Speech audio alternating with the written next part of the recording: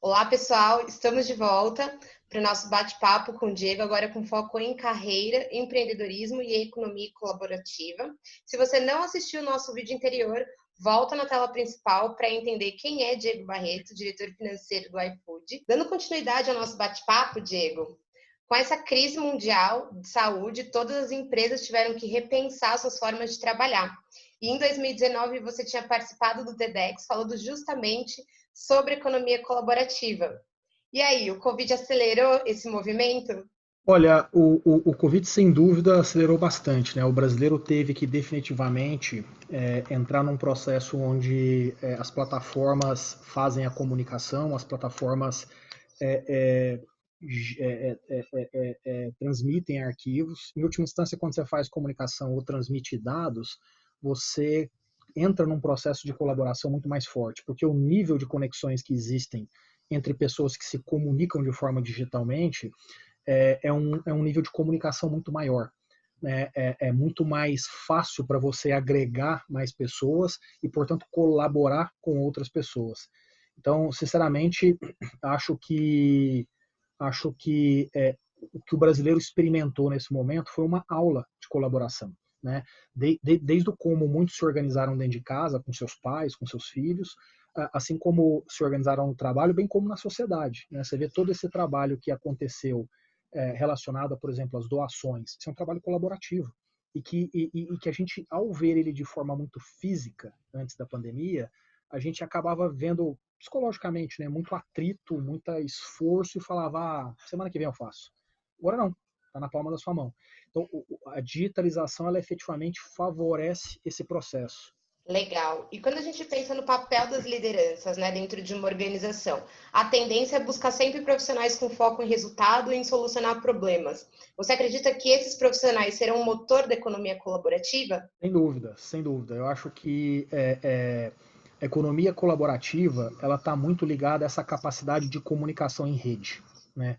Porque quanto mais você sai de um lugar físico que só pertence a quem está ali presente naquele momento, mais você efetivamente permite que pessoas possam colaborar num determinado processo, uma determinada discussão.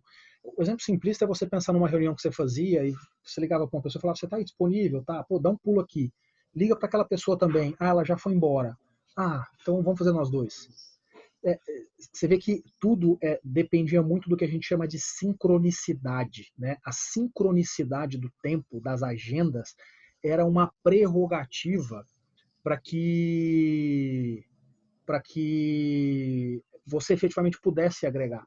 Agora você não precisa mais disso. Quando você pega as plataformas de comunicação, você efetivamente vai conseguir se organizar para poder trazer mais pessoas, independente de uma agenda, independente desse sincronismo. É o que a gente chama de assincronia. Né? Uhum. Então, quando você começa a abrir mão desse lado físico do processo de construção, e passa a aderir o lado digital do processo de construção, a colaboração ela automaticamente exponencia. É um processo inerente a ele. Porque, veja, em última instância, você nunca vai conseguir dizer para uma pessoa, não te chamei porque você não estava aqui. Não, manda um WhatsApp, cara, você está aí, entra nesse link aqui. Então, você vê que como aquelas fugas que nós tínhamos, elas deixam de existir, e, portanto, ela exponencia isso. Pensando nessas fugas que deixam de existir, né, o modelo tradicional de gestão com hierarquias e pouca colaboração estão fadados ao fracasso, porque a gente já não tem mais esses recursos para fugir, digamos assim. O que as empresas e lideranças precisam ter em mente para se reinventar nesse momento? Olha, demitiu o acionista. Eu acho que esse é o primeiro movimento, né? É evidente que eu estou fazendo uma provocação, você não consegue demitir um acionista,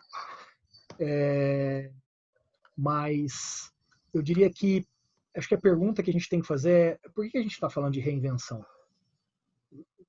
Para pensar assim, de uma forma bem profunda, as ferramentas estavam aí já, os conceitos estavam aí já. As pessoas não mudaram enquanto pessoas, elas tiveram uma necessidade física de estarem paradas em um lugar. Mas a pergunta é, por que antes isso não era possível? Aí eu vou mais além. Por que uma esmagadora minoria das empresas já adotava tudo isso que muitos estão dizendo, vou ter que passar a adotar agora? Então, eu acho que o que as empresas precisam fazer é se perguntar o porquê que elas não foram assim antes. Elas precisam se perguntar o que internamente, na cabeça de quem comanda as empresas, na cabeça de quem, em última instância, chancela uma estratégia, um posicionamento, um modelo de negócios, uma cultura corporativa, por que essas empresas elas não se adaptaram antes? Por que eu estou dizendo isso? Estou dizendo isso porque é, é, eu quero maltratá-las, do tipo, você não foi um bom menino, uma boa menina, e agora eu quero te pôr de castigo. Não. É para que isso não aconteça de novo. É para daqui 5 anos a gente não tá tendo que entrar numa discussão de novo e dizer, cara, mas o mundo inteiro tá rumando para cá, por que você não vem logo? A discussão de digitalização é exatamente isso. A quantidade de cases de empresas que foram vender de forma digital é impressionante. Para mim, isso é desesperador. Porque o mundo já estava fazendo isso, o mundo já aponta essa direção há muito tempo, o mundo já deixa clara essa necessidade há muito tempo. Você foi fazer isso agora. A primeira coisa que você precisa ter na sua cabeça é que você é um follower. Você segue, você não está liderando. E essa deveria ser a grande reflexão para que você, daqui para frente, se tornasse um líder nesse processo, né? Legal. E pensando nisso, né, a sua apresentação do TEDx sobre empreendedorismo e comportamento trouxe alguns assuntos que ganharam espaço nas pautas de toda a sociedade nos dias de hoje, como, por exemplo, a questão do privilégio branco e heterossexual. Na sua opinião, nós já estamos caminhando para diminuir esses abismos na sociedade brasileira? Ou ainda não? Ainda falta bastante para isso? Não, falta bastante. Bastante. O Brasil é um país que socioeconomicamente se formou ao longo da sua história de forma elitista, hierárquica, preconceituosa, machista e etc. O brasileiro, a sociedade brasileira, ela é extremamente ainda é, é, é, é, é segregadora. Então eu não acho que a sociedade mudou. Eu acho que a gente está num processo que é natural, né, que a gente vá se encarando, que a gente vai encarando esse processo e mudando. Mas a gente não pode deixar de olhar a história para refletir quem nós somos agora. Basta olhar os números socioeconômicos. Basta olhar a estratificação social ao longo da história brasileira. Quem diz que o Brasil é diferente dos adjetivos que eu coloquei há pouco, não tem base fática para isso. Porque faticamente nós somos segregadores.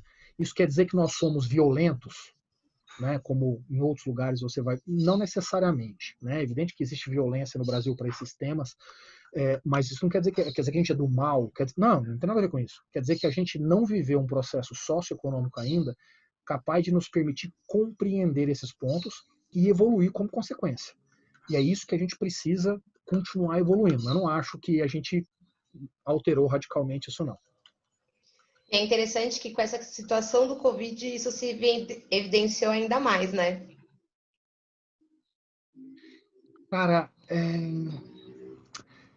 eu acho que com o Covid, voltando naquele ponto anterior, o brasileiro que já era digital se digitalizou mais, as empresas que já eram digitais, as empresas que eram pouco digitais passaram a se digitalizar, ah, e assim como a gente falou sobre colaboração lá atrás, à medida que a digitalização aumenta, aqui vale a mesma coisa, ou seja, as discussões, as compreensões, os entendimentos estão cada vez mais claros de serem recebidos pelas pessoas, porque está tudo digital.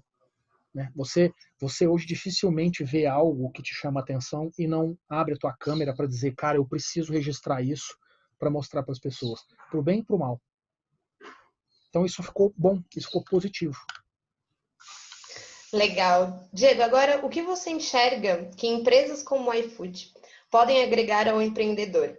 O que podem aprender com novas formas de negócio que fogem do modelo tradicional, criando vantagens competitivas e tendo capacidade de inovar agora que o foco está mais no pequeno negócio, né?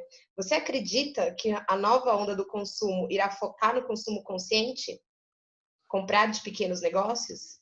Não, não, não. Eu acho que isso é uma tendência e de alguma forma tem algum movimento, mas eu acho que a gente está décadas de dizer que isso vai ser uma realidade. Eu acho que, de novo, quando você tem mais digitalização, você tem mais informação, você tem mais conexão. Isso te permite chegar nisso que você está mencionando. Por causa disso, então, essas coisas vão cada vez serem mais possíveis e cada vez mais reais nos números, né? Ou seja, na realidade. Mas eu ainda acho que, do ponto de vista de relevância, ainda existe aí um longo caminho pela frente. Por que que existe um longo caminho pela frente? Porque apesar desse desejo que ele é bom, ele é positivo, o ser humano também busca sempre duas coisas: comodidade e preço.